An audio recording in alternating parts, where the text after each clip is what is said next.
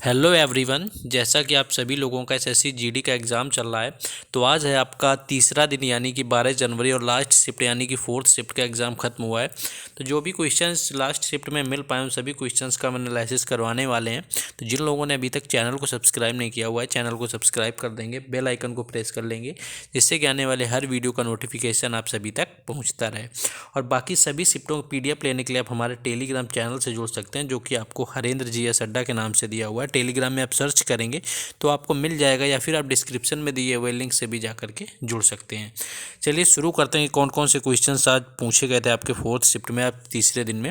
लेकिन उससे पहले आपको वीडियो को लाइक और चैनल को सब्सक्राइब भी कर देना है। पहला क्वेश्चन आपका पूछा गया था कि लोसांग फेस्टिवल किस राज्य में मनाया जाता है।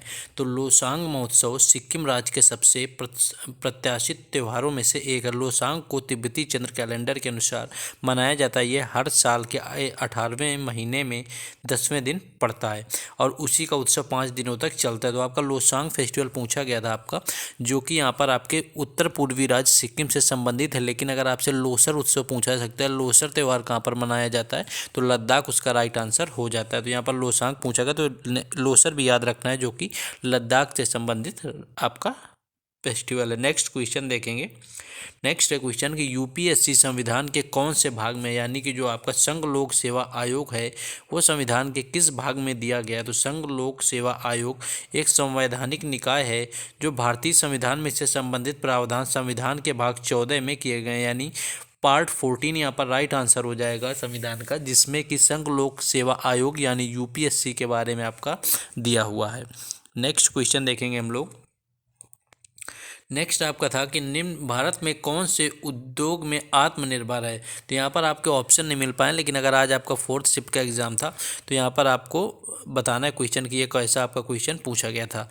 नेक्स्ट क्वेश्चन था कि आपके रिसर्च एंड एनालिसिस विंग यानी कि आपका जो रॉ होता है उसके वर्तमान में डायरेक्टर कौन है। अगर रॉ की बात करें रिसर्च एंड एनालिसिस विंग की, तो रॉ का मुख्यालय आपका नई दिल्ली में और इसके निदेशक सामंत गोयल हैं। तो सामंत गोयल यहाँ पर राइट आंसर हो जाएगा, जो कि पंजाब कैडर के IPS अधिकारी रहे और इसका स्थापना आपकी 21 सितंबर 1968 को की गई थी और इसका आपका हेडक्वार्टर जो है वो दिल्ली में दिया गया है। नेक्स्ट क्वेश्चन हम लोग देखेंगे। नेक्स्ट क्वेश्चन कौन सा पूछा गया था। नेक्स्ट क्वेश्चन था आपका कि पहली पंचवर्षीय योजना में किस पर बल दिया गया था। तो प्रथम पंचवर्षीय योजना ने भारत में आर्थिक विकास पर जोर दिया था। इसे भारत के प्रथम प्रधानमंत्री जवाहरलाल नेहरू ने भारतीय संसद में प्रस्तुत किया था।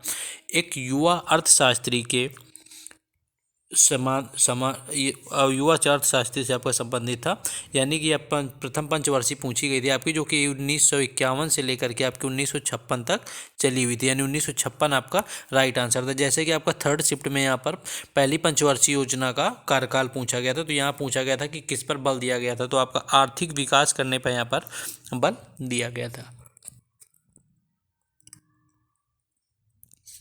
नेक्स्ट क्वेश्चन आपका था कि समानता का अधिकार कौन से अनुच्छेद में दिया गया है।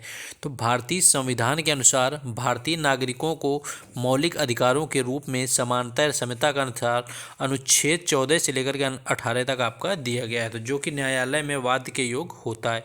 तो आपका अनुच्छेद 14 से लेकर के 18 तक आपका समानता यानी समता का अधिकार दिया गया है। जिसमें कि बात करें तो अनुच्छेद 14 आपका होता है कि विधि के समक्ष समानता। अनुच्छेद 15 होता है आपका कि धर्म, वंश, जाति, लिंग और जन्म के स्थानाधिकार पर भेदभाव नहीं किया जाएगा। अनुच्छेद 16 लोक नियोजन के विषय में अवसर की समानता होगी और अनुच्छेद 17 छुआछूत यानी अस्पृश्यता का अंत किया जाएगा। तो ये आपके समानता का अधिकार है। वहीं आपका अनुच्छेद 18 है कि उपाधियों का अंत यहाँ पर होता है। अनुच्छेद के 18 आपका उपाधियों का अंत करता है। तो ये आपका संविधान के अनुच्छेद 14 से लेकर 18 जो आपके दिए गए हैं ये आपके समानता से संबंधित हैं। नेक्स्ट क्वेश्चन आपका पूछा गया था कि 2018 एशियन गेम में कुल कितने गेम्स थे, यानी कितने खेल रखे गए थे। तो 2018 में जो आपका एशियाई खेल हुआ था जकार्ता पालेमबांग 2018 या 18वें जो एशियाई खेल हुए थे, इसमें आपका एशिया का सबसे बड़ा खेल आयोजन है। ये खेल इंडोनेशिया के जकार्ता और पालेमबांग नगरों में 18 अगस्त 2018 से 2 सितंबर 2018 के बीच में आयोजित किया गया था। नेक्स्ट क्वेश्चन है, इसमें कुल आपका खेलों की पूछी गई थी, संख्या कितनी थी? तो आपके कुल 40 खेलों को शामिल किया गया था, साथ ही 465 स्पर्धाएं आयोजित की गई थी। और भारत ने पदकों के हिसाब से अगर बात करें तो अपना सर्वश्रेष्ठ किया था और 70 पदक जीते हुए थे। तो ये यहाँ पर आपका राइट आंसर हो जाएगा। नेक्स्ट आपका क्वेश्चन पूछा गया था कि एटॉमिक रेडियस सबसे कम किसका है, यानी कि जो आपका परमाणु त्रिज्या होता है वो इनमें से किसका कम होता है, जिसमें कि आपका बेरिलियम और लिथियम वगैरह दिया था और भी इनमें से ऑप्शन थे जो भी दिए हुए हों, तो उन चारों को कंपेयर करना था कि इनमें से जो आपका परमाणु त्रिज्या होती है वो किसकी सबसे कम होगी।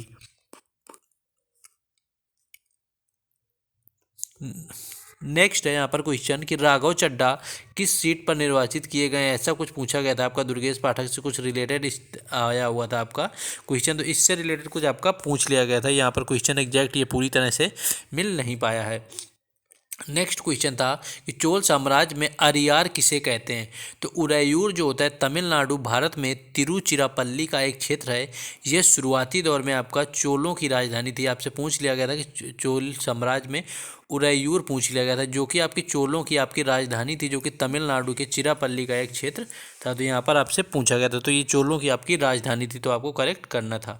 नेक्स्ट क्वेश्चन था आपका कि खुदाई खिदमतगार आंदोलन किसके द्वारा चलाया गया था? तो खान अब्दुल गफ्फार खान खुदाल खिदमतगार आंदोलन के संस्थापक।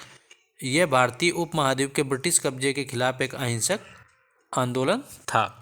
नेक्स्ट क्वेश्चन था आपका, इसी की में थोड़ा विस्तार करें अगर, तो अब्दुल गफ्फार खान का आपका जो था खुदाई खिदमतगार के अन्य नेताओं को 23 अप्रैल 1930 को ब्रिटिश पुलिस ने जो गिरफ्तार कर लिया गया था। इसके कारण ही किस्सा खुबानी बाजार का आपका नरसंहार हुआ था। तो ये क्वेश्चन आपका एक पूछ लिया गया था। इसके साथ ही आपका क्वेश्चन एक आया हुआ था, क्वेश्चन है ये आपका काल बेलिया जो नृत्य है यहाँ पर क्वेश्चन, ये आपका थर्ड शिफ्ट का क्वेश्चन है।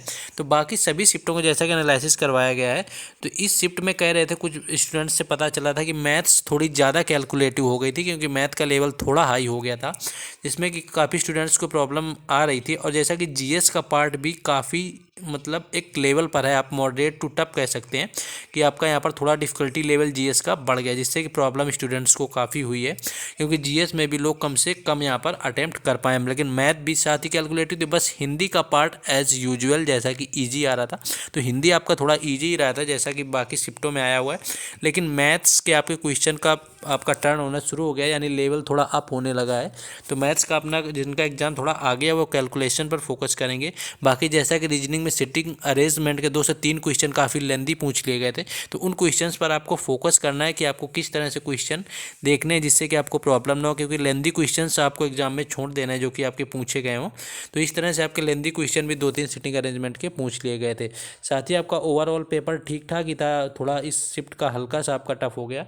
तो जिन लोगों का कल एग्जाम है आपका कल या परसों, तो उस हिसाब से आपको चीज़ों को देखना है। तो चलिए ये था आपका एनालिसिस। तो अगर अभी तक आपने वीडियो को लाइक और चैनल को सब्सक्राइब नहीं किया तो आपको कर देना है, और इसके बाद आपको मिलते हैं कल फर्स्ट शिफ्ट के एनालिसिस में। जय हिंद।